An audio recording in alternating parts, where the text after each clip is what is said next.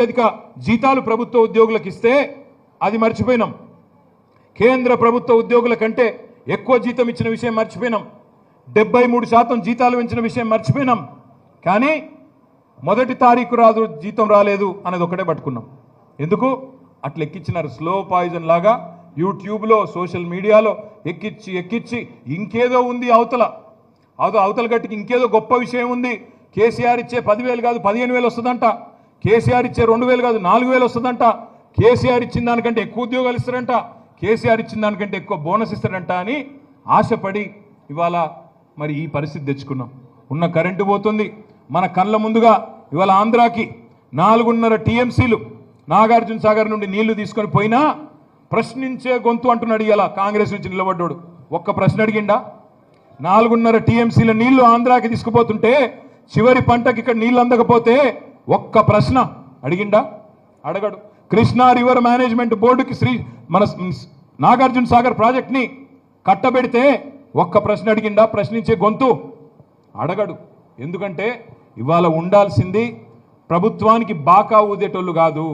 శాసన మండలిలో ఇవాళ ఉండాల్సింది ప్రభుత్వానికి బాకాలు ఊదేటోళ్ళు కాదు.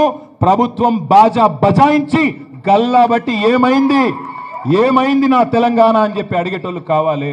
దయచేసి అందుకే నేను మిమ్మల్ని కోరేది 2 లక్షల ఉద్యోగాల గురించి. కానీ పోటీ పరీక్షలు పెడతామన్నారు, ప్రవేశ రుసుము ఉండదు, ఎంట్రన్స్ ఫీజు లేదన్నారు. కానీ ఏమైంది? జరిగింది. కేసీఆర్ ఉన్నప్పుడు టెట్ ఫీజు 400. ఇవాళ రేవంత్ రెడ్డి వచ్చినాక టెట్ ఫీజు ఎంత? 2,000 తల్లి. అచ్చా లేడీస్కి 1000 పెట్టిండే 2,000. నేనేమంటున్నా, ప్రవేశ పరీక్ష ఫీజే పెట్టా అన్నాడు 400ని 2,000 చేస్తాడు. 2 లక్షల ఉద్యోగాలు అన్నాడు కేసీఆర్ ఇచ్చిన ఉద్యోగాలు నేను ఇచ్చినా అని చెప్పుకుంటాడు. అయినా మళ్ళీ మనం వాడికే గుద్దితే మరి మన విజ్ఞత, మన విద్య, మన ఆలోచన ఏమవుతున్నది ఆలోచించండి. ఇక్కడేమో ఒక చదువుకున్న తమ్ముడు, ఉత్సాహవంతుడు, యువకుడు, ఒక రైతు బిడ్డ ఇక్కడున్నాడు.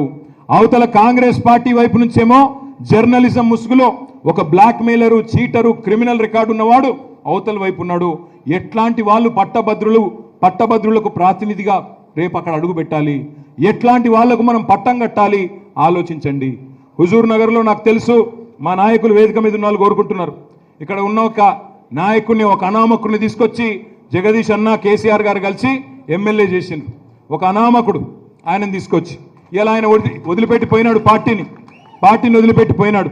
నేను వేదిక మీద కూర్చున్న నాయకులందరికీ ఒకటే విజ్ఞప్తి చేస్తా ఉన్నా, చెత్త పోయింది, ఏమి నష్టం జరగలేదు. చెత్త పోయింది తప్ప ఆయనతో మనకేం ఫరక్ పడదు. ప్రజలు ఇప్పుడిప్పుడే తెలుసుకుంటా ఉన్నారు. మోసం జరిగింది అనే మాట ప్రజలకు ఇప్పుడిప్పుడే అర్థమైంది. రేపు మీలోంచే ఒకరిని తప్పకుండా మంచి నాయకుడిని తయారు చేస్తాం. స్థానిక సంస్థల్లో కూడా కొట్లాడతాం. ప్రజల ఆశీర్వాదంతో, ప్రజల దయతో తప్పకుండా హుజూర్ నగర్లో మళ్ళీ గులాబీ జెండా ఎగరేసే దాకా మీతోనే ఉంటాం. భయపడవద్దని విజ్ఞప్తి చేస్తా ఉన్నాం. ఆయన పోయినా ఆయన సొంత గ్రామ సర్పంచ్ కూడా పోలే. ఏం ఫరక్ పడేది కూడా ఏం లేదు. ఆయనతో ఊదుగాలది, పీరి లేవది, ఏం ఫరక్ పడది. మీరేం భయపడకండి.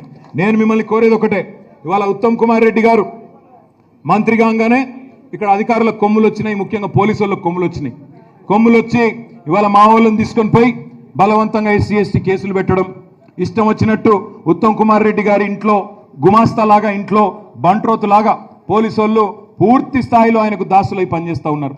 వాళ్ళకు కూడా నేను ఒకటే విజ్ఞప్తి చేస్తా ఉన్నా పోలీసు వాళ్ళకి, అయ్యా ఈ ప్రభుత్వం శాశ్వతం కాదు, ప్రభుత్వాలు శాశ్వతం కాదు. మొన్న 10 ఏళ్ళు మేమున్నాం, ఇవాళ వాళ్ళు ఉన్నారు.